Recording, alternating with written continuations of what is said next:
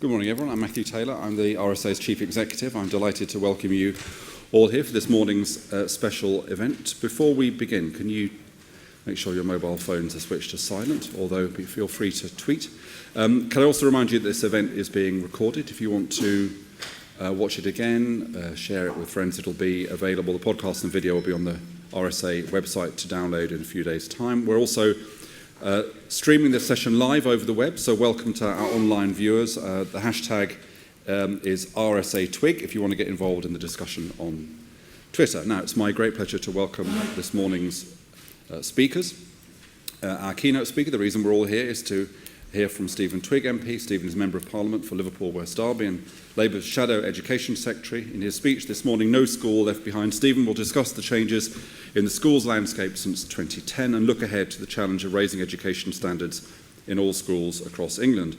Following Stephen, we're going to hear from two experts, both of whom have strong links to the RSA, one way or another. The first will be Gary Phillips, who's headmaster at Lilian Baylis School, a mixed inner-city school based in North Lambeth, a school which has recently been given outstanding status, and we're delighted, also and proud, that Lilian Baylis is a member of the RSA family of academies.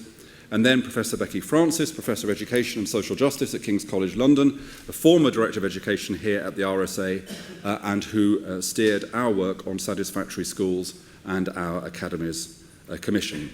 So Stephen will speak, Gary and Becky will respond, and then will be time for questions from you, and we'll finish promptly at 10:45. So without further ado, please join me in welcoming Stephen Twigg.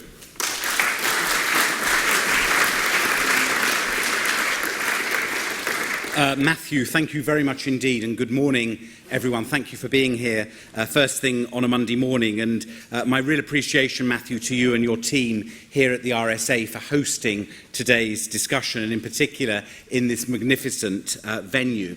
The RSA's work in education is vital, and your contributions to our education debates are of great significance. Your two reports, No School and Island and Unleashing Greatness, offer, I think, very important answers to what I'm defining as today's examination question. How do we achieve an excellent school place for every child? That, after all, is what parents want to know about education in this country. I had the privilege to serve as Minister for Schools between 2002 and 2005, and education is a very personal passion for me. Let me share with you a quote. Education means a way to escape deprivation. It symbolises a better, more stable life for us and those who surround us. Those are the words of the then 15-year-old pupil who spoke at Labour Party conference in Manchester last year. She went on, "I came to this country with nothing but the clothes on my back. A 6-year-old political asylum seeker. I was powerless, hopeless. But what gets you through is that in Britain we can change our fate. We can alter our future and mould it into whatever shape we want." She went on, "I discovered that the best way to do this is through education. To me, education has a simple meaning. It is a key that will open a bright future, a key which betters me in every way, a key that nobody can take away from me." It's a very, very powerful message. It's the same message that was drummed into me by my late parents. My dad personified all that is great about education. He was a linguist. He spoke many languages. He learnt French and German when he was at school, and then taught himself a range of other languages, including Russian, Italian, Greek, and even at one point Catalan. His constant pursuit and inquiry about how we build a better world left an indelible imprint both on me and my sister. And likewise, my mum's determination to ensure that we both got the best education. My mum came from a working-class family in the East End of London. She got into Dame Alice Owen's grammar school, but had to leave education to go to work when she was 15. She didn't get the opportunity to go to university, though she was certainly able enough to do so. And I remember her telling both Paula, my sister, and I from a very young age that that door would not be closed to us. And my journey in education that took me from Southgate Comprehensive School in Enfield to Oxford University is, of course, one that is still the preserve only of a narrow few. It remains the case in this country that social class background is the biggest determinant of life chances. Now, I think the previous Labour government made some very, very important strides, but we know, and it's confirmed today, that admissions of working class children into Russell Group universities remain shamefully low, unacceptably low. And also, as Ed Miliband and I have argued, there is still no gold standard route through education for young people studying towards technical, practical and vocational options. So those talents too often still go unrecognised. For many people, therefore, the odds remain stacked against them from day one. Now, I joined the Labour Party when I was 15, and I did it because I saw politics as the pursuit of social justice, the endeavour of opportunity for all, irrespective of your situation when you came into this world. And it's so wrong that still so many young people in this country are denied the education that I was fortunate enough to get at Southgate Comprehensive and Oxford University. I'm in politics to change this. It's what drives me. It's what gets me out of bed in the morning. So what I want to address today is how a future Labour government would work to deliver an excellent place for every child in every school. I want to set out 3 radical reforms. First of all, where a school freedom promotes higher standards, we will extend those freedoms to all schools. So if a freedom that is currently afforded to an academy is serving to drive up standards, that freedom should be available to all state-funded schools. A school should not have to change its status in order to earn permission from the government to innovate. Secondly, nobody cares more about a school than the community that the school serves. Therefore, we want to deliver a radical devolution of power from Whitehall. It is neither feasible nor is it desirable for thousands of schools to be accountable only to the Secretary of State in the Department for Education. I want local communities to have a bigger say about education in their area. And thirdly, we want to ensure that every school plays its part to raise standards across their area and meet the needs of their community. Schools working together in collaboration, a proven recipe for success. Networked schools in a networked world with no school left behind. That, I think, is the key to raising standards across the country as a whole. So looking ahead, our starting point is an education system that I think is all too often talked down by politicians, and in particular talked down by the current Secretary of State. Of course, there are huge, huge challenges, but I think we start from a position of strength with our school system in this country, and I think that's where Michael Gove gets it so badly wrong. He has invested so much political capital into talking down the education system and talking down the people who work in it. He's lost sight of the fact that actually the most important people, if we're going to raise standards across education, are those who are working in the schools and classrooms across our country, the professionals who are the true enablers of promise. Michael Gove tells us that he wants to slay the dragons that hold back our education system. Now, I understand that the Secretary of State is a fan of Dungeons and Dragons, so maybe he's used to fighting his make-believe battles in his front room, but I don't think it's the way to run an education system. He has cast himself as a warrior for freedom in our schools, but in fact, in practice, Michael Gove is the classic centraliser, the armchair general, undermining head teachers, taking back freedoms and increasing power around his own desk in sanctuary buildings. Now, of course, there are problems in our school system, but this is simply not the way to deal with them. He tells us that decisions on schools are best made directly by central government, not the communities they serve, that somehow schools operate best as islands and that it's no problem having teachers who don't have qualified teacher status. I think he's wrong on all three counts. He also says, look to other countries, and he says, look to Finland, look to Shanghai.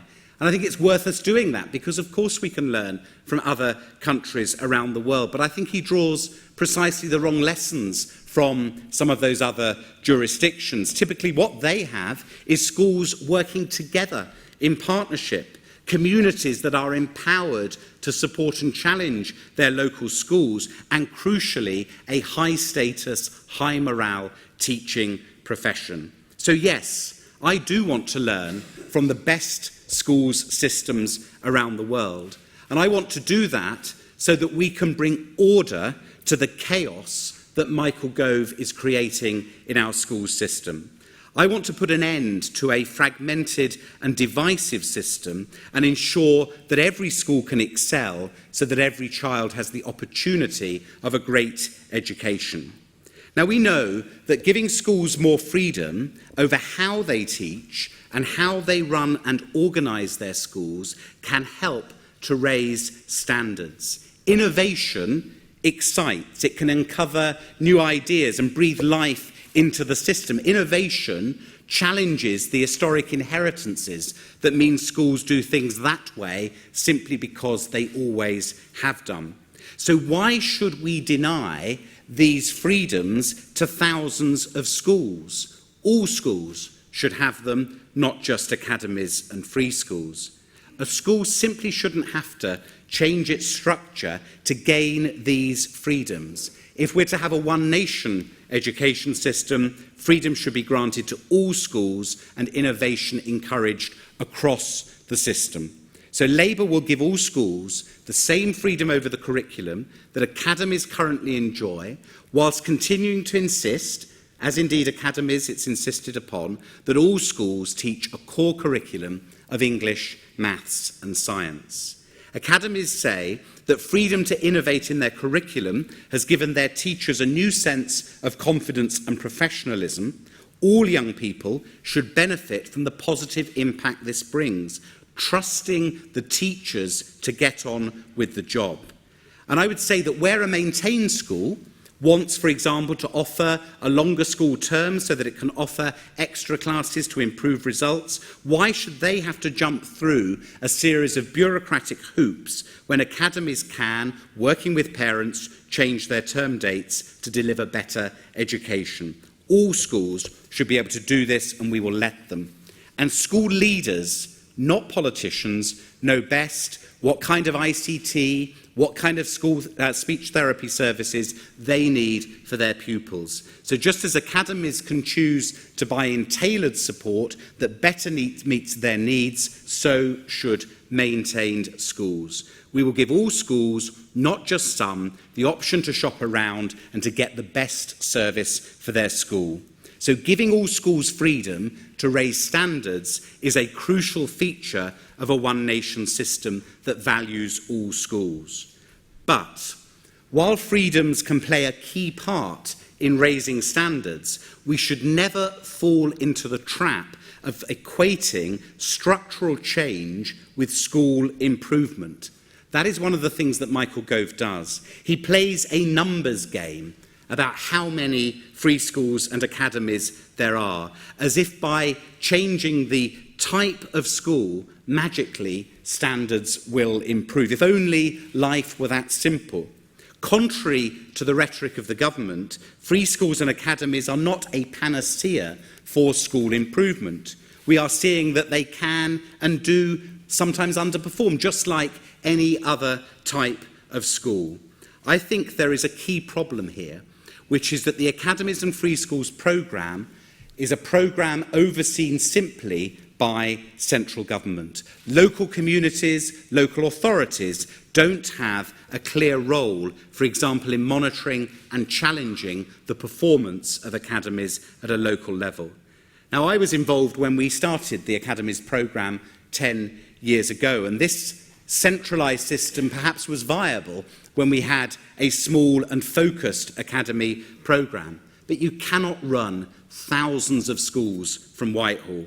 And as the numbers of these schools increases, underperformance and mismanagement are inevitably going to happen in some of them, and these things are being spotted and acted upon much too late. Under this government, local oversight only exists for maintained schools. I think we need stronger local oversight for all schools, so that if a school is struggling, if a school is underperforming, that is spotted early, so that local support is on hand to drive up standards, and so that schools have an open and clear relationship with their community.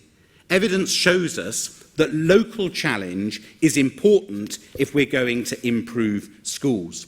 I mentioned Shanghai, which came top of the 2009 PISA tables in reading, in maths and in science. In Shanghai, there is strong oversight at the local level, with district leaders working with the schools to spread best practice, and they see it as central to school improvement. We know that too many schools still are coasting, and yet because Michael Gove is fixated on his numbers game with academy conversions and free school creations, he doesn't have a credible plan to drive up standards in schools once they have become academies. Now, I want to pay tribute to many of the chains like the RSA, like ARC, like United Learning, but being part of an academy chain doesn't in and of itself guarantee improvement. As Sir Michael Wilshaw has argued, there are real concerns about quality amongst some of the chains. So more local challenge to help drive improvement would benefit academies as well, and more importantly, benefit the communities those schools serve. We need to demonstrate that we put high school standards over and above any dogma regarding school structures. Frankly, that's why Labour created the Sponsored Academies programme in the first place. And let me reaffirm today that if sponsored academy status is the best solution for a failing school, then that should happen. But Labour will not tolerate failing academies or failing free schools. They should be held to exactly the same high standard as other schools, and any that fail should of course be given the chance to turn things round, but they should be challenged and in the end, if necessary, new sponsorship and new leadership imposed. This is why today I'm asking David Blunkett to lead a review into the local oversight of schools. David will look at the role of the local authority and how we can better harness the positive benefits of interplay between central and local government. For example, I'm clear that local authorities should be able to issue early warning notices to academies and free schools in the same way that they can for maintained schools, so that underperformance is challenged early. And local authorities should be champions for children and parents in the area in all the schools, irrespective of type. David will look at how we can provide a stronger local accountability framework for schools, respecting the autonomy of schools, including the freedoms that we're expanding, as I've set out today. He will also recommend how we best give local communities a bigger say when new schools are being created. Labour believes strongly that parents have an important role to play, both in calling for and in setting up new schools. So as part of David Blunkett's review, he'll be setting out the best way to encourage parent academies.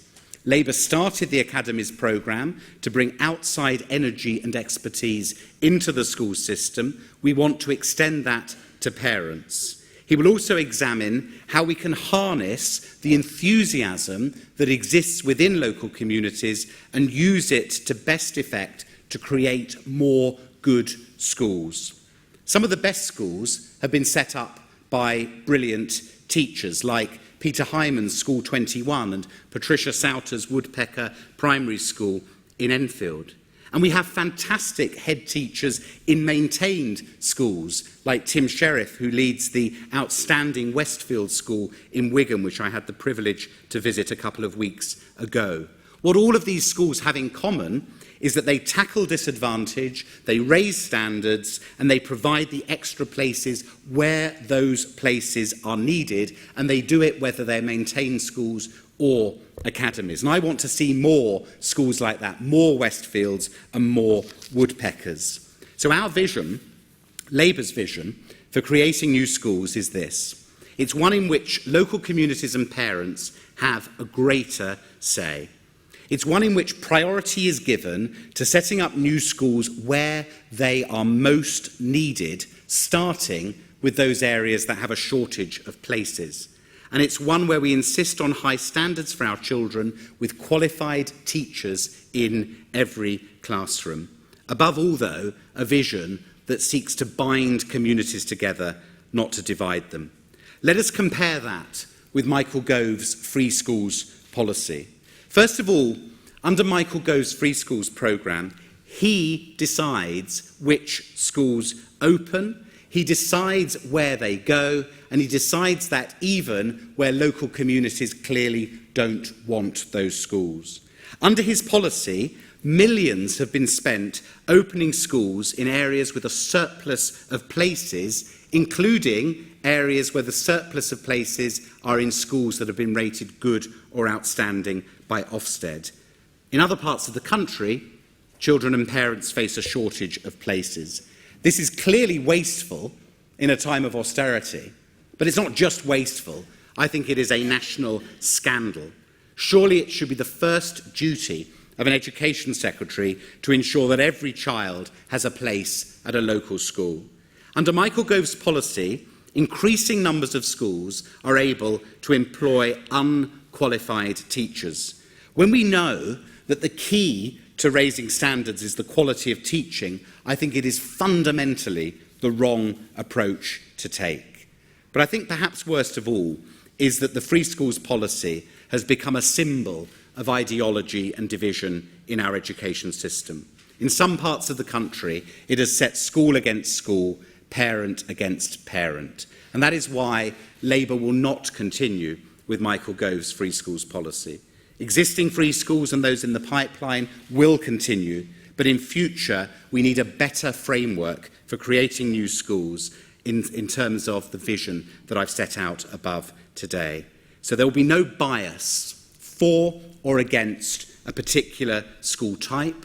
There will be new academies, including parent academies. There will be new maintained schools, new trust schools. All of these options will be available so that we have a school system that is based on evidence, not dogma. That, I think, is what we mean by a one-nation schools system. So no school left behind. What does that mean? Schools working together, working in collaboration to spread excellence. In 2010, we used to hear a lot from Michael Gove about collaboration, but he's simply failed to deliver on the commitments set out in his own white paper, the 2010 White Paper on Schools. He promised in that paper to ensure that new academies supported other schools, but we know that nearly 2/3 of academies are not in such a partnership. The evidence on school improvement, both from home and abroad, demonstrates that partnerships, federations, relationships between schools are the key to raising teaching standards, enhancing leadership skills, and sharing best practice. Andreas Schleicher of the OECD argues very clearly that while more autonomous school systems are generally more successful than highly directed ones, there is a stronger correlation between collaborative culture and system success. The lowest performing schools in the OECD have autonomy without collaboration. We need both. When I was the Minister for Schools, I led a programme called the London Challenge. The London Challenge was about us saying that we would not tolerate the persistent underperformance that had led London to be one of the worst performing regions in the country. Within the space of a decade, London schools have been transformed. London now outperforms all other regions of England in secondary education. Why did this happen? I think it happened in no small part because of the focus on schools working together, hard-edged partnership. Very often, when the language of collaboration and partnership is used, it is caricatured as somehow soft or cuddly as an option. I don't think anyone who was involved with the London Challenge could make that accusation. London Challenge advisors set clear and ambitious standards for schools, but they did it by working with heads and teachers to get buy-in. Where underperformance was identified, teachers would receive training and support from high-performing colleagues in other schools. Teaching was transformed. And crucially, the impact was not only felt by the schools in receipt of the support, it was also felt by the host schools. There are so many examples that I could give, and we're going to hear from Gary, who provides a brilliant example at Lilian Baylis School in Lambeth. But let me mention a school on the other side of the river, Woodside High School in Tottenham. Under the leadership of Joan McVitie, the school bought into the Challenge programme. Teachers were coached and mentored by peers in other schools. High expectations were set. A once failing school was transformed and received an outstanding rating from Ofsted 2 years ago. I pay tribute to Joan as a true champion for high standards for all children. There are great examples of school collaboration, not just here in London, but across the country. Let me pay tribute to the Bradford Secondary Schools Partnership that has brought together the secondary schools in Bradford to develop a rigorous system of performance review, effective school-to-school support, and school-led professional development.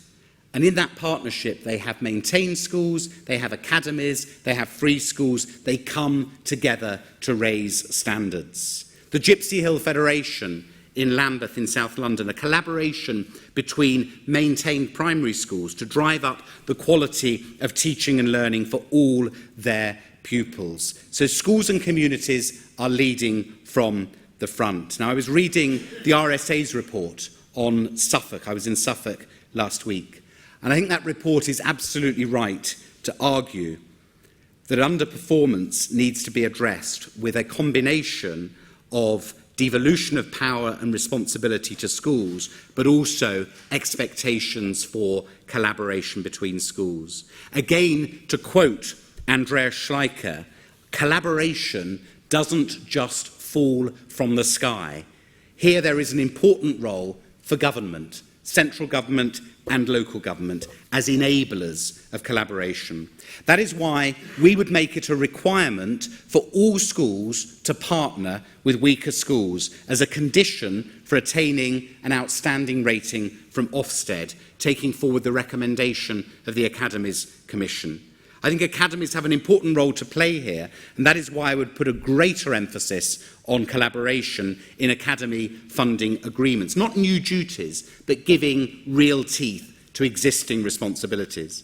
Indeed, I want to make sure that new funding agreements for academies and the renewal of existing funding agreements are subject to these schools demonstrating a real commitment to playing their part in collaborating with other schools in their community. And part of that is about ensuring that every school is providing a fair system of admissions. The comprehensive ideal, but within a mixed economy of schools, is the challenge that we have to rise to.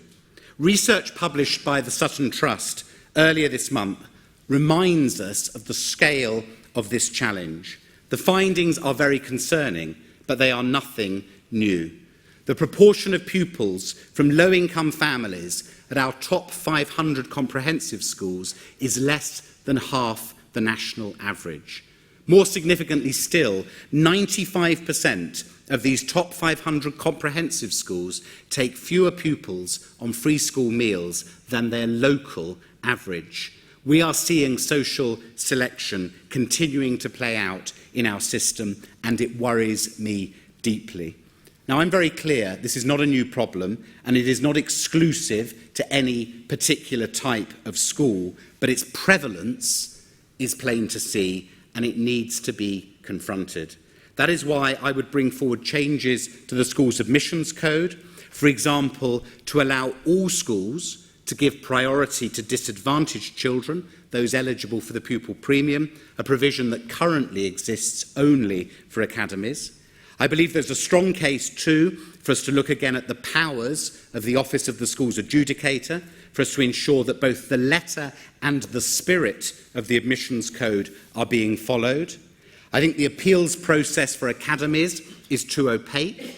I don't think most academies have anything to fear from this, but I want to see proper parity between different types of schools, so I would extend the powers of the local government ombudsman to investigate academies and free schools on admissions in the same way that they do for maintained schools. Parents should not have to write to the Secretary of State for Education to complain about an issue to do with their local school. They need a local voice. I think local authorities should have the power to direct all schools to admit hard-to-place children. That is about every state-funded school fulfilling their commitment to fair and equitable access, both to the letter and in the spirit of the code. So today, I focused on three main themes: freedom, devolution, and collaboration. The reason they matter is because the evidence shows us that done properly, they can help us to deliver high standards of education. The evidence shows us that these themes support teachers and school leaders in achieving a high quality of education. So yes, structures do matter, but they only matter because good structures are the servants of high standards. They are not an end in themselves.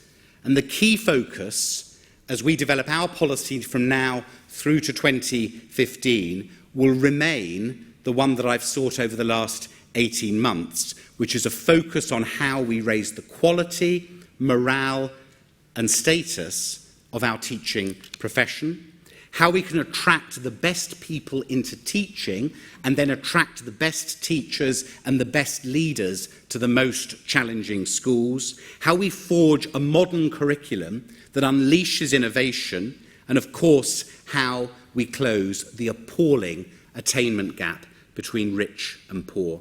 No school left behind means that every school has a part to play in meeting these challenges, and I think that way every child, whatever their background, will get the best possible start in life. Thank you very much.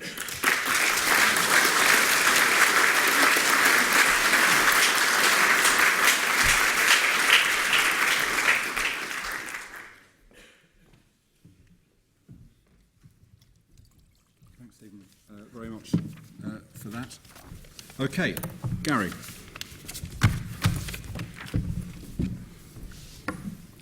Good morning. Thank you for this opportunity to respond to Stephen's speech.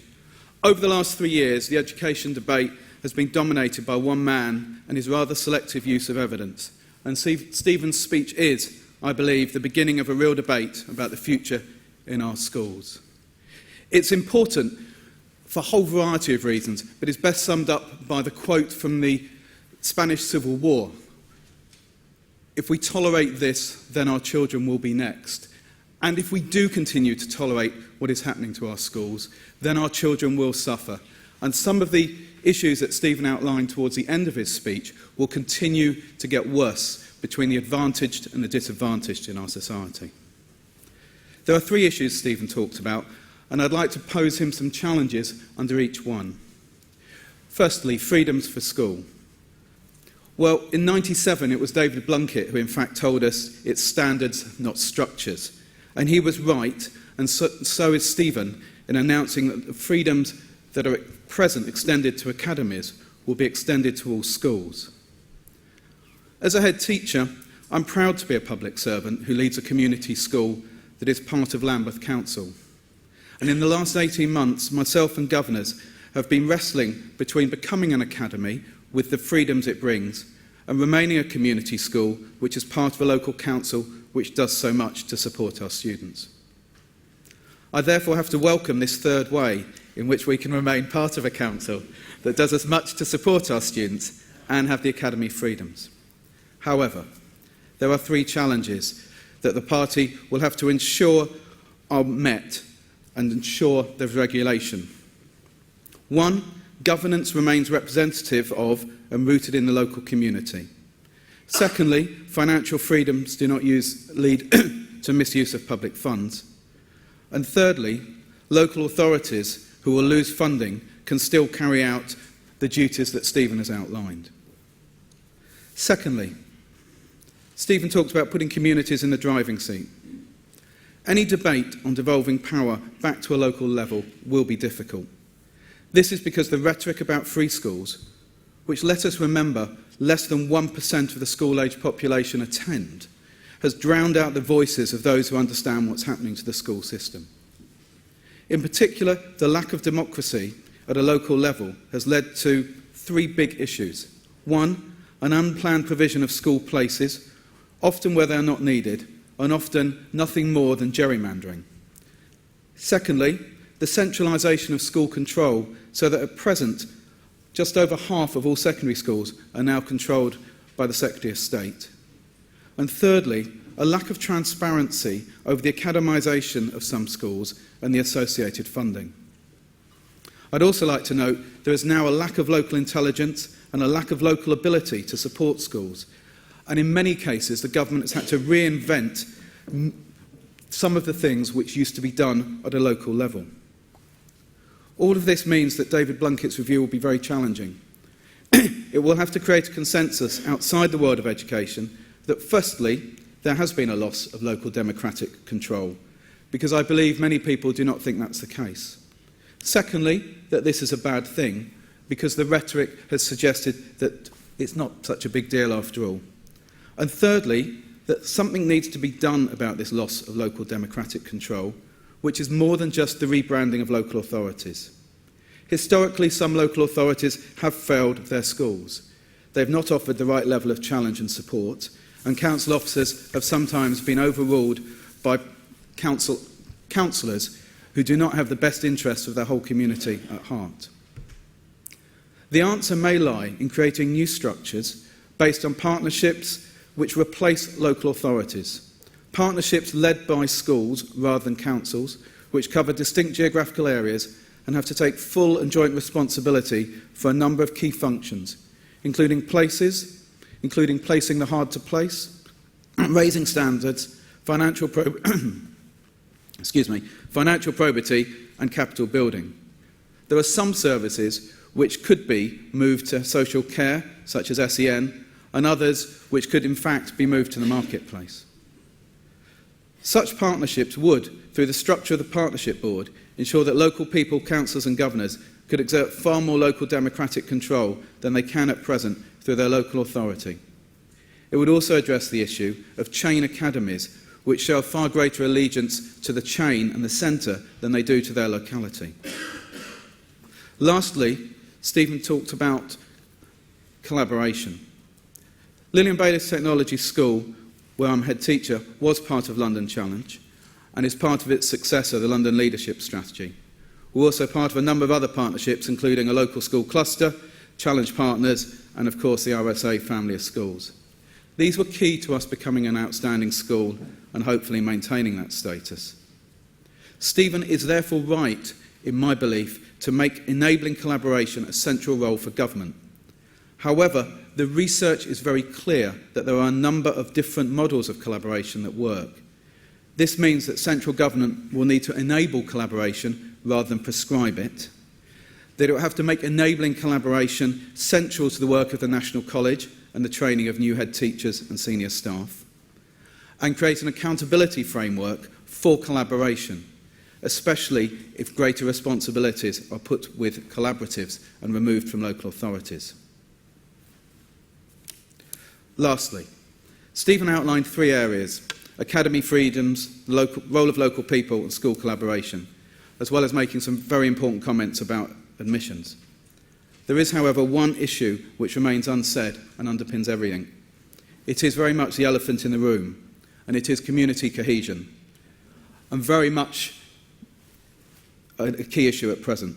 Schools are our best vehicle for bringing about improved community cohesion. It is therefore important that the changes Stephen outlined raise standards for all and not just the few, allow more local people to have a say in local schools, and prioritises collaboration to support the children who are most at risk. The present new system does not do this as much as it should. That's why I welcome Stephen's speech as the beginning of an important debate as to how we really do more for all our children and move from one nation rhetoric to one nation action. Thank you.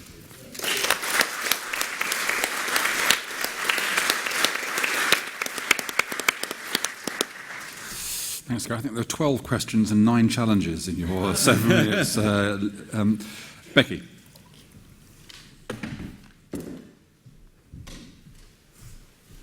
Thanks. I welcome Stephen's focus on quality and equality, the facilitation of professionalism and best practice across the board, thus ensuring high-quality teaching and learning is available to all pupils, what I would characterise as excellence for all. Two of the most evident challenges in our current system are firstly the patchiness of quality and thus lack of equality of opportunity for young people. And secondly, the close relationship between social background and achievement. Now, these problems are, of course, linked and also point to a lack of social justice. And we shouldn't conceive this only in relation to outcomes and exam results, vital though those are. We're talking about the lived experiences and self-perceptions of children. Research has shown that they well understand the local hierarchies and differentiation in schooling and what that means for those who end up in the wrong place. Not just that the school is crap, but that they are seen as and feel to be crap for attending such a school. Now, the government's been attempting to address those problems in a range of ways with a focus on social mobility, but also an element of social redistribution. I'm thinking, for example, of the pupil premium. But this patchiness in quality has not yet been addressed. It results in a quality lottery in English education. But unlike our national lottery, the outcomes are patterned by social inequality. Now, back in 2011, when I worked here at the RSA, I wrote a report on satisfactory schools, which highlighted the concentration of kids from disadvantaged backgrounds in struggling schools and their affluent counterparts in good and outstanding schools. Clearly, we've seen a tightening of accountability in the rightful expectation that struggling schools improve, but no simultaneous system or offer to support those schools to do so. That is a fundamental omission. It's rather akin to the approach of a primary school teacher I experienced who made me stand in the corner until I knew the answer. So getting schools to collaborate for improvement is fundamental. There are, of course, many exemplary cases of school-to-school collaboration and mutual support, and the Academies Commission, of which I was a part, was privileged to have heard from many, and I see some of the key proponents and actors in those collaborations in the audience today. But as we reported for the Commission, we also heard from schools that felt they needed to target their energies at competition rather than collaboration, and that some governing bodies see school-to-school support as a low priority. The danger is that if incentives aren't found to secure collaboration, we'll see brilliant practice in some areas and some groups, while others continue in isolation. I'm therefore delighted to hear Stephen pledge to take forward the Commission's recommendations on holding converter academies to account for their commitment to support struggling schools, and the Ofsted judge school leadership outstanding only if a contribution to system-wide support and improvement can be evidenced. Now, Stephen mentioned the London Challenge. I know I'm one of many that would welcome its return. The transformation of education in London is every bit as noteworthy as some of the international cases so regularly brought to our attention. We have learnt much from evaluations of previous city challenges, and importantly, Merrin Hutchings' evaluation for the DFE highlights the necessity of a strong infrastructure of support. This facilitation of both enablement and management is a hard tension, but system-wide improvement does need to be managed. Importantly, such collaborative systems will improve teaching and extend best practice in pedagogy and professionalism. In addition to the between-school inequalities I've mentioned, research shows that within-school quality variances are a further notable characteristic of the UK system. In other words, which teachers a child is allocated at school may be even more important than the school she or he attends. Now, clearly, high-quality initial teacher education is one controversial issue here. And hearing Pasi Solberg's talk at King's College last week, I was struck to hear that in Finland, there are 10 applicants for every teacher education place. But of course, newly qualified teachers are a tiny fraction of the existing teacher workforce. As Stevens argued, we need to systematically facilitate the professional development and lifelong learning of existing teachers. That won't be achieved via endless disparagement, but via constructive and high-quality collaborative initiatives. Encouraging school and professional collaboration was one of the 3 imperatives identified by the Academy's Commission. Another centred on fairness and equality of access. So I'm really glad to see Stephen addressing the issue of school admissions.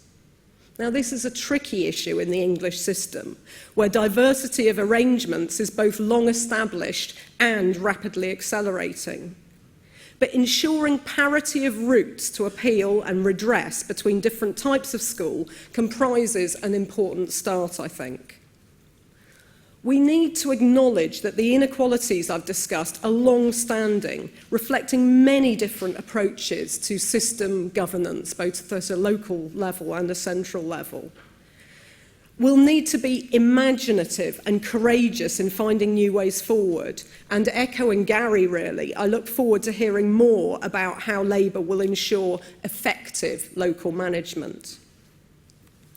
The balance between professional autonomy and system management to ensure consistent quality is a difficult one, and we've seen both wild swings and contradictory messages from policymakers over recent years. We need a balanced position that facilitates professional autonomy and CPD, but maintains high expectations for all to ensure that every school is an excellent school and that every child is valued and developed, no matter what their background. Thanks very much.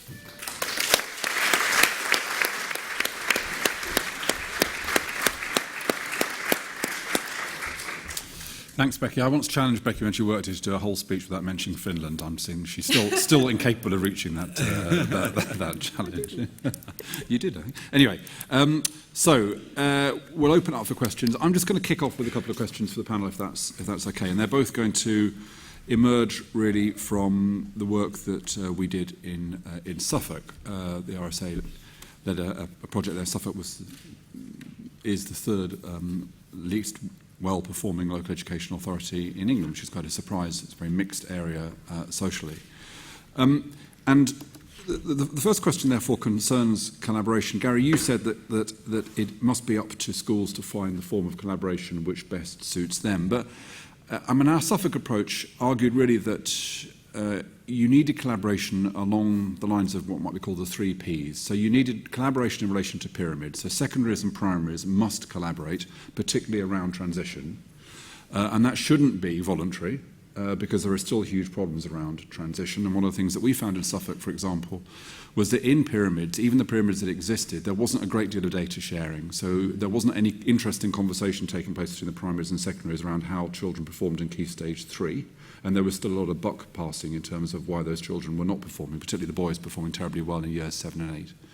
Secondly, partnerships around peers, so that is to say schools working together who are the family approach reasonably similar, So there isn't an opportunity for schools to say, well, we don't perform quite so well because our intake's different or whatever, but these schools are so close to each other that the comparisons between them are compelling. And then thirdly, the third P is place, which Gary referred to, which is partnerships around schools being connected to their community and taking shared responsibility for inclusion. But also one of the things that struck us in Suffolk is we talked to a lot of third sector organisations, community groups who were doing great work, and we said to them, around children, with children, we said to them, what's the biggest challenge? And they said, getting into schools, which was a pretty shocking conclusion. So in terms of having a permissive framework for collaboration, but in terms of those three Ps, of pyramids, peers and places, how hard do these collaborate? What is it that needs to be mandated, do you think, Stephen? This is a really difficult question, which is why we've asked David Blunkett to do some further work. Rather a long one as well. It strikes at the heart. We want to get this right. So I am clear that there is a problem with centralisation, and I'm clear that there's a problem with schools as islands, so we need more collaboration. When I talk to the places where I think we can learn lessons, London Challenge, Bradford, places that I've mentioned, and elsewhere, it strikes me there is a diversity in terms of the different approaches that different places have taken, and that's why we're asking David to take this lead. I don't think it can simply be left to schools to decide for themselves, where there do need to be certain expectations that are set out and then a mechanism for ensuring that those expectations are fulfilled. How permissive beyond that is what we need to look at in greater detail. Becky? I think it is, as I said, a very hard balance. I mean, on the Academies Commission, I know that, of course, Christine Gilbus is a brilliant proponent of bottom-up collaboration, and really that the impetus has to come from schools. But as I said, I worry about the potential patchiness that kind of approach can bring. So I think a balance, some of our recommendations around incentivising schools to work together, and I think very much Stephen's point about holding academies to account for the commitments they made in their application for conversion, for example, are really important. But finding that careful balance between letting schools be the professionals and being excited about brilliant practice, but equally creating an infrastructure to make sure that happens across the board is a real challenge for policymakers, I think. Gary? I think Becky's right to highlight, as she did earlier, the need for facilitation and management of collaboration, as well as she just discussed, incentivising and accountability. However, what's needed is a clear list of responsibilities which are being devolved to collaboratives. That does not exist at present. It's what you can make of it. Once you have that and clear accountability, schools will generally fall in line. It's when we're allowed to decide what we do and how we do it that we tend to find the easiest route, which concentrates most of the resources in our own school, to be perfectly honest. I think your 3Ps approach is a nice way to think about collaboration, but another way to think about it is to think about the child's journey from age 3 all the way through to 21. And there's some interesting work coming out of Australia where they've located schools in disadvantaged areas in Gippsland on the university campus in an effort to track children all the way through from 3 to 21. And we need to think about collaboratives not just in terms of moving staff around, but what are the implications of all through schools, what are the implications of UTCs, and having them more deeply rooted in local clusters. Great.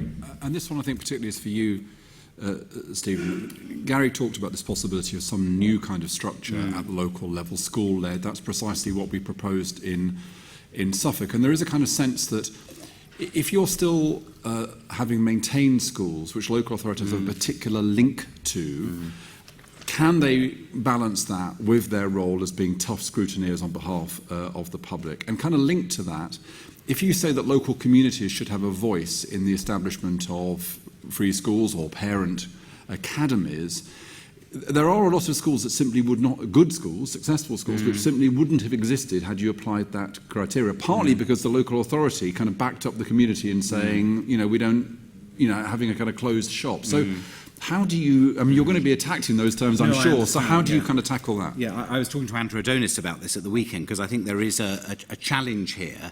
I think the Gouves approach really is wrong for the reasons I set out in terms of centralisation, but I'm not saying that I would want to abrogate any central government interest either in standards in existing schools or in the creation of new schools, not least because our model of funding in this country is the bulk of the money comes from central government. So I think we've got to have a model that recognises, if you like, a partnership between the local communities, local authorities and central government.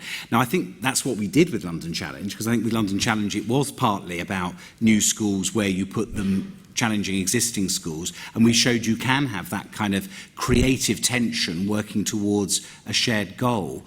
I was interested in the model that Gary described of a kind of partnership board, and these are exactly the sorts of ideas that we want to pursue with David Blunkett's review. I think the Bradford example there is very interesting. I think there is a set of functions that a partnership of schools with others from the community involved could definitely play, but I do think there are still another set of functions where the local authority is best placed to play that lead. Great, thanks very much. I'm going to take sets of 3 questions together. I'll start with the gentleman there with the kind of light grey, simply because he was putting his hand up about 10 minutes ago. Thank you. Thank you, Grant Lewison. I have 3 brief questions. No, just one. Just one. All right, one first. Well, in terms of collaboration, I wondered to what extent you think you could involve the private sector. There's a lot of very good schools in the private sector which would, I think, wish to do more for their communities, or perhaps schools further away, in order to maintain their tax-exempt status. Okay, great. And then the gentleman here. Hi. What I was going to ask... Tell us your name. Martin Robinson. Becky talked about crap schools, so I feel okay to use the term crap. We wouldn't have allowed it when she worked here. Her standards have fallen. In terms of... what you're saying might take some time for improvement to get through the system. Now, if you're a parent who's got a child starting a school now and the school they're offered is crap or is ideologically different, whether it's the School 21 or a West London free school, for instance, than they believe, what choice would they have to send their child to a school they want them to go to? Okay. Let's take a Twitter question. Hi, Ian Dickerson on Twitter asks, given that you want to raise morale, will you commit to rolling back on the Tory attack on pay and conditions? And Keith Harriman asks, how best do we help young people make informed choices on subjects, qualifications, employment, apprentices, FE and HE when there's no money? Okay, so 4 questions there. What I'm basically doing is going to get Stephen to answer the questions and ask you, Becky and Gary, to leap forward if there's something you particularly want to kind of respond to. Stephen. Okay, let me try and answer them quickly so more people can ask questions. I think Grant's point's a really, really important one, and I think your phrase at the end, schools that have got charitable status, they've got to fulfil that charitable status, and I think there are some really good examples. I mean, I've seen some of the great stuff, for example, Manchester Grammar does, that Wellington College does. There are really good examples of genuine partnership, but that should be the norm, not the exception, and we definitely need that to be part of the debate. Crap schools. I remember the great phrase that Tim Brighouse had in the London Challenge about the schools that might have been described in the way that you and Becky have described them, was the keys to success, which I think psychologically is probably a much better way of describing schools than crap or bog standard or any other phrase you might want to come up with. Because in the end, actually creating completely new schools on new sites is expensive, takes a long time, it's not the ideal solution. What you want to do is improve the existing schools, and ideally you do that with the people who are there now, but if not, you've got to have the ability to intervene. And this is my big concern with the centralising approach. Not only do I think it's wrong in principle, I just don't think the DfE has the capacity to spot the schools that are failing and therefore becoming crap. It is better done with some kind of system of local accountability and in partnership with Ofsted. I think that's got to be the key if we're going to make that work. The other thing is I think we do want to retain the ability for good people who want to set up new schools, which is why we've talked about this idea of parent academies, but also learning from some of the teacher-led schools that there have been, like the ones that I've described. So there is a decent mix in a local area for people. Pay, I've been very clear that we support retaining national pay and conditions. It makes sense in efficiency terms, it makes sense in equity terms, and a combination of nationally negotiated pay with school level flexibility I think is a sensible approach, rather than moving to every single school having its own distinctive policy, which I think is very, very inefficient. And then the question about informed choices when there's no money. I mean, I think there is a very good argument to make that one of the biggest challenges is the quality and variability of quality in the information, advice and guidance available to young people. And I do worry that the reforms the government has made is going to make that worse rather than better. So the work that Chris Husbands is leading for us following Ed Miliband's speech last year about the forgotten 50%, one of the big areas that we'll focus on is how we can get that better quality IAG in a situation where there's no money. Becky, you wanted to quickly... Well, I want to quickly come in on the notion of crap schools, because I'm sort of horrified if I've suggested that crap schools exist. Of course, there's good practice in every school, and I'd hate for that term to be conflated with the notion of bog standard, which is something that I'm absolutely against. Really, what I'm trying to highlight is that kids talk about crap schools. Kids are very aware of local hierarchies and inconsistencies and quality and the sort of rumours that go around that, and they see themselves in these terms relatedly. And the research clearly shows this, and they use that terminology. So really my point was about inconsistency and patchiness and how we need to secure high quality across the board. Okay. Yep. Thanks. Chris Waterman from Education Journal. I'm delighted the debate is here. I think opposite you in the Commons, Stephen, there is somebody who is very clever and not at all intelligent. One of the things that slipped through even your attention, I think, in the 1911 Act, buried in a schedule, was that the Secretary of State has removed the duty for him to have any responsibility for teacher training. Charlie Taylor has backed this up, and we are heading for what could be a car crash with 10,000 school direct places. Many of them may not be filled this September. Could you please take that duty back, but in the meantime, look at teacher supply? We hear a lot about we have to get the best quality teachers in. This is one duty that the Secretary of State is walking away from and leaving to the market. Okay, yep. Becky Earnshaw from Schools North East. I'm impatient for areas like the North East to make the types of improvement that London have. As well as the features you described of the London Challenge, my understanding was that the momentum and the overarching collective purpose that the challenge provided was a real vehicle to driving that success. So I was just wondering what your view is on expanding or replicating the challenge type process in other areas, preferably the North East first. Okay. Thank you. Liam Collins, head teacher at Uplands Community College. I was very lucky to be part of London Challenge, and one of the biggest areas that I thought was incredibly useful was the family of schools. And that seems to be an area that we haven't discussed this morning. Having a local partnership is great, but it's not great if the schools aren't particularly similar to you. Yeah. And having that kind of family of schools idea where you can learn for best practice of schools that are similar seems to be a very good way of looking forward. Great. Thanks, Steve. Let me start with that, because I think you're absolutely right, Liam. And I think, Matthew, when you described the recommendations of the RSA's report on Suffolk, the pyramids, the peers, that was about looking at this issue. And I remember Tim Brighouse had done a lot of work on families of schools, and it was incredibly rich, wasn't it? The data that was available, and therefore the ability of schools to really work with each other. So definitely, I think we want both. I think there are elements of collaboration that are geographic, that are about the local, including the points on transition that Matthew referred to, but there is then also about challenge, development and networking between teachers in different schools in different parts of a region or even in different parts of the country. Becky kindly volunteering the North East for a challenge. I think there are a number of areas of the country where the evidence shows us there is now significant underperformance. And it's interesting, Michael Wilshaw has been talking about this, and I think he's going to address it more fully in a speech later on this week.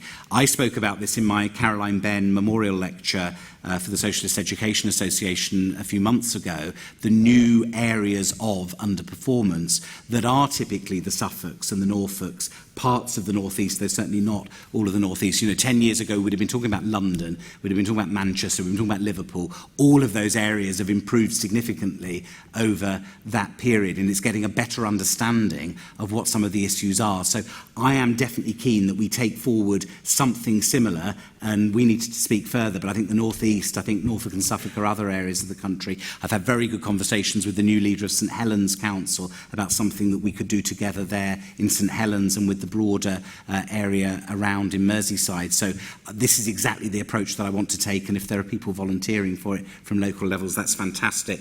And on teacher supply, I think this is such a fundamental issue.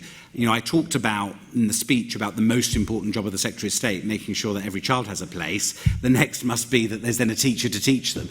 We've majored a lot in the discussion over the last day or two around the issue of qualified teachers, which I think is really important. And the statistics that lead to the crisis you describe are that we're seeing more unqualified teachers and fewer qualified teachers. It's not that the unqualified are supplementing a growing qualified teacher workforce, and we need to change that, and clearly the Secretary of State plays a really important part in that, and I would want us to restore that.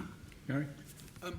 I welcome my colleagues' views on the London Challenge, but I think there is something about local groups of schools taking a shared responsibility for the young people in that area, and that is not happening in vast parts of this country. Where we are based, for example, in our school, we are 8% SEN statemented on entry against 2% locally. We are 90% black and minority ethnic students against 50% locally. That tells you something about front and back door admissions which are taking place. That tells you something about the shared responsibility for all young people in an area, as opposed to all forms of selection, be they through a test, be they through faith, or be they through promoting a curriculum vigorously, which is known will put off certain types of children and families from applying. For example, Latin from day one. Not there's anything wrong with that, but the way in which it is promoted tells certain types of families, this school is not for you. And lastly, there are beginning to be a number of horror stories about the selective admission of SEN students by the new free schools. And I see them just in terms of referrals made to our school and informal conversations. So my colleague is right to talk about the variety of partnerships that we need in order to succeed as a school, some outside the borough and some within. But there is a separate issue, I believe, which is about a system which takes shared responsibility for young people. And we're a long, long way away from that. Okay, I think we'll have time for two lots of questions if the three people asking now are quick. You two at the front. I can remember, Stephen, that when you were schools... Name, please. Chris Harrison. I remember when you were schools minister, one of the things that you did establish was an opportunity to ensure that no authorities got left behind, because the Rural Schools Group, the opportunity to be able to filter and proof policy against funding, need and performance was something that was a key element to your period at that time. You mentioned Suffolk. I worked in Suffolk. Norfolk at the weekend, I think, with Great Yarmouth was again in the news. One of the emerging groups, as you fix one problem, another emerges. And the kind of the working poor, particularly in those areas, suddenly the level of resourcing is now becoming huge in its differences between authorities. We were promised change, it hasn't happened. It's kicked into the long grass to 2015, I think. Just when and how will we proof so that all schools get an equal share? And then next year. Bernadette Hunter, NHT and primary head teacher. Welcome the curriculum freedoms for all schools, but curriculum freedoms are only of any value if they're linked to a fair assessment and accountability system. Last week we've heard of levels going, and we're just coming into an assessment consultation with the current government. I'd like to ask what Labour's plans are for a fair assessment system linked to a fair accountability system so that all schools are judged fairly. Rachel Hermer. This links to what Gary was saying. In the current system, things like grammar schools and faith schools inevitably impoverish their neighbouring schools. And there's a huge pressure on head teachers because of league tables that they use their admissions to select those pupils. And I wonder, Stephen, whether you think your overhaul of the admissions system is sufficient to eradicate social selection. Sim? I think it's a step in the right direction. I think these are not new issues. They're challenging issues, and I've outlined some suggestions about how we can move forward. But there is scope for that to go further. I mean, I would take issue with such a sweeping generalisation as faith schools inevitably impoverish their neighbouring schools. I mean, in my constituency in Liverpool, most of the secondary schools are faith schools, and they don't impoverish the neighbouring schools, and the other schools thrive. So I think there are definitely issues around certain schools using covert selection, and that needs to be challenged, whether they're faith schools, maintained schools or academies. But I think it's really, really important that we don't make generalisations that I think aren't really supported by evidence in places that have really, really good faith schools. And let's be honest, the churches were providing education in this country well before the state got involved. I think we just need to tread a little bit carefully in that regard. Bernadette, I mean, that's a massive, massive issue that we've got to get right, and we want to engage with it in a serious way. The government has come up with some proposals about assessment at 16 that I think are interesting proposals that do give a greater emphasis to breadth and a greater emphasis to progress and value added, and we want to engage with that because I think that is the intelligent approach for us to take. There has got to be clear accountability. Frankly, as you implied, actually, if we're moving to a system where there is more freedom and flexibility on the curriculum, the accountability measures become more important, not less important for parents and the wider community. So I think Ofsted and the role of Ofsted is clearly crucial, and getting that right and getting the right mix of challenge and support. And that will be something we'll want to consider as part of the work that David Blunkett will do, because I think as we look at what the effective middle tiers are, Ofsted itself is moving to a regional structure. How do we get an effective working together between the department, Ofsted, local authorities and schools, so that that is a good way of encouraging schools to improve rather than it becoming yet more punitive ways of helping schools to improve. In the end, there is a tough battle on this, which is about breadth, value added and progress. I think a lot's been done by the previous government and by this government to try to have measures that aren't just those that are the raw attainment measures, and we've got to bang away at that and place that emphasis on real progress as well as final attainment figures. I do think things like the EBAC haven't helped in this regard. I think we want an absolute emphasis on the core, particularly on English and maths, but after that I think we need the broad curriculum and to be giving weight to that breadth in the curriculum. And Chris, your question was hard. Chris's question's even harder. Funding is going to be tough. Having looked at funding, and we discussed this 10 years ago, I remember very well at NHT conferences 10 years ago when the budgets were growing, looking at trying to get a fairer formula, and it was hard then. In a context where there isn't going to be extra money, it's going to be harder still. But there is clearly a basic principle here about trying to ensure that we treat similar pupils in their funding the same, both between types of school, and one of the issues about academies and free schools is a lack of transparency about funding, but also between areas of the country, which I think is your point, Chris. Okay, there's a gentleman there, yep. Yes, Jim Rooney. Curious in thinking about devolution strategy, if there may be an opportunity to build on the momentum in those cities and towns, admittedly few, that have voted for more local control. I mean, it strikes me that it may not be coincidental that London Challenge was successful during a time when the mayoralty was, there was more sense of choosing your own destiny here in London, or are those not linked at all? Does Stephen want to get into the mayor's debate? It's not an easy debate in the Labour Party. Okay, well, there was... Who else? Yeah.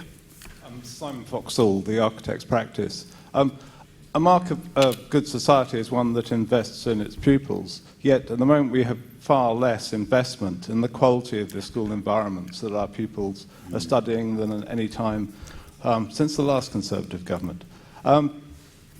Can you tell us how not only are you going to invest in the new school places that are required, but also improving the existing schools? Current calculations are that the current rate of investment means that every school needs to last 500 years.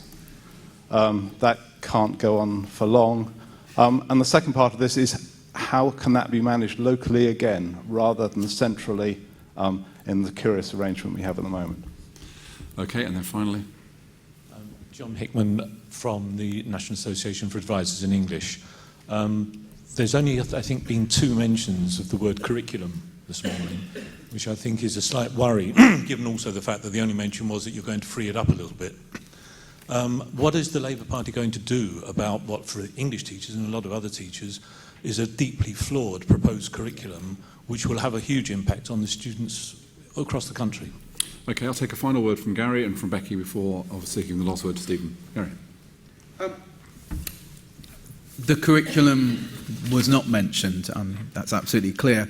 And amongst secondary school head teachers, there's a popular joke at the moment, which is we're all being incentivised to become an academy by the new national curriculum. And this is the only reason it's in fact been launched. What we're going to see, it's clear, is greater washback from the university sector. When my generation took A-levels and O-levels, they were run by exam boards run by the universities, in which A-levels were watered down first-year courses and O-levels were watered down A-levels, and the 11 plus really had quite a good correlation, it was thought, although probably later proven to be untrue, to whether you could do well in those exams. And it seems to me that we're seeing the reintroduction of a curriculum which serves to choose people in order to go on to university, despite having a minister who talks about widening access. And the achievement of the last 15 years of schools collectively has been to get more people into university. So the point at which there is more selection or choosing is at university as to whether people are good enough to perform at certain levels and go on to masters and professional qualifications. And that seems to me to be a good thing to do in terms of social mobility, because there is clear evidence that the later you select, the more you get rid of the disadvantage from home. It's also interesting, the research which was in the Observer yesterday, that some of you may have seen, that where students went in with equal grades from the different types of schools, it's those who came from the state schools who did better. And that again suggests that the work of the last 10 to 15 years may yet to hit social mobility data, but is having an impact on the ability of the children we can get into the best universities to do well. So, wrapping that up, the curriculum is a big issue, and the big issue, I think, is not so much the Gouvian approach, it's going to be the washback from the universities onto the new 2-year A-levels and the new GCSEs.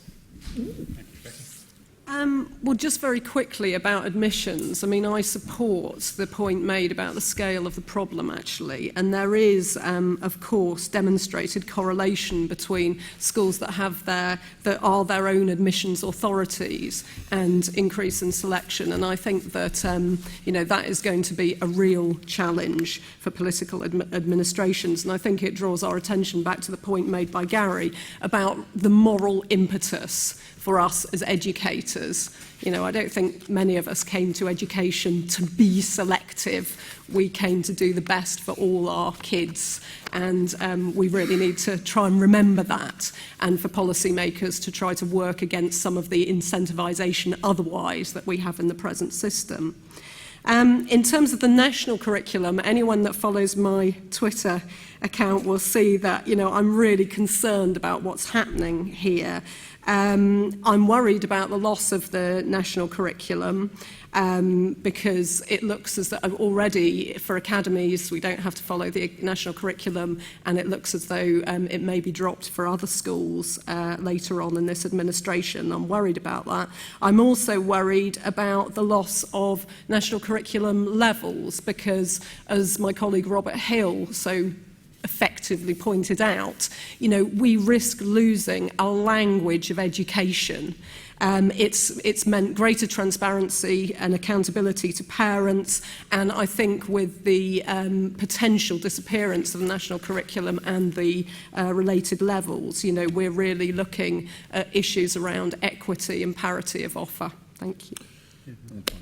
Let me first of all echo that, and to say to John, I've done speeches about the curriculum where people say, but why aren't you talking about free schools and academies? So I suppose it's predictable that when I finally do talk about free schools and academies, I get a question about the curriculum. 2 points. One is my deputy, Kevin Brennan, is taking forward a big piece of work so that we get this right in terms of what our offer will be in 2015 on the curriculum. But I think there's a deeper thing, and it speaks to your point, which is that we need to move to a system where politicians, frankly, are less involved in defining what goes into the national curriculum. I mean, one of the things about Gouves is so much of what we've seen is literally driven by his own prejudices and preferences, including overturning his own advisors, you know, the people he himself has asked to advise him and then he's ignored. That is not the way to run a review of the curriculum or the qualification system. And that's why I floated this idea of an Office for Education Improvement that John Dumford is developing for me, to have a strong evidence base within government policy making, and also a College of Teaching to strengthen the professional base as well. But watch this space on curriculum, there's going to be a lot more. Very quickly, on devolution and mayors, I mean, it's interesting because I was doing the London Challenge when Ken Livingstone was the mayor, and we used to have good meetings and good discussions, but I think it was primarily central government, the local boroughs and the schools, and less the mayor. But I think there is certainly potential with mayors or with city leaders for that to be something that we can engage with. And on Simon's point, I mean, the biggest reduction in spending in education by far is schools' capital, so it bears out your point very, very well. And clearly we're going to inherit what we inherit, and that will be the starting point for our spending as a government. But you know, there is some really challenging issues there. My constituency in Liverpool, 3 of the secondaries got done under BSF, 4 didn't. And the mayor of Liverpool actually is leading a plan now for redevelopment of the schools. And I was in one of them on Friday, and they're doing a new school for 8 million. Whereas under BSF it probably would have been for 20 million. Now, I think that's probably the reality of where we are. We're going to have less money, and therefore we're going to have to be sparing in where it's spent. But we've got to ensure that we have good quality provision. And we're probably going to have to start in a way that BSF didn't have to, with the schools that are in the worst condition. We'll have to start with physical condition as the second priority, but the first priority is clearly going to be additional school places in the areas that have got a places crisis. Thank you. Well, thank you all for coming this morning. If you want to read any of the reports from the RSA that have been referred to this morning, the Academies Commission, Becky's work on satisfactory schools, the Suffolk report that was published a couple of weeks ago, that's all on our website, where you can also find out more about the RSA and its growing work in education and the way in which we involve our RSA fellows. It occurs to me, having been in number 10 when academies were first suggested, and that kind of rather febrile debate that took place then, that actually what you described today, Stephen, this balance of freedom, devolution and collaboration, does offer the prospect for a broad coalition of different interests. So I encourage you to keep the policy debate open. It doesn't seem to me that people in this room wildly disagree about the broad framework that you've been outlining. And it may be therefore possible to overcome this terrible divide between the so-called education establishment and the rest of the debate, and actually say that there is some common ground here to be built. You've made a contribution to that today, Stephen. Thank you, Becky. Thank you, Gary, for your valuable contributions. Thank you all for coming. Most of all, Stephen, thank you for your speech. Thank you.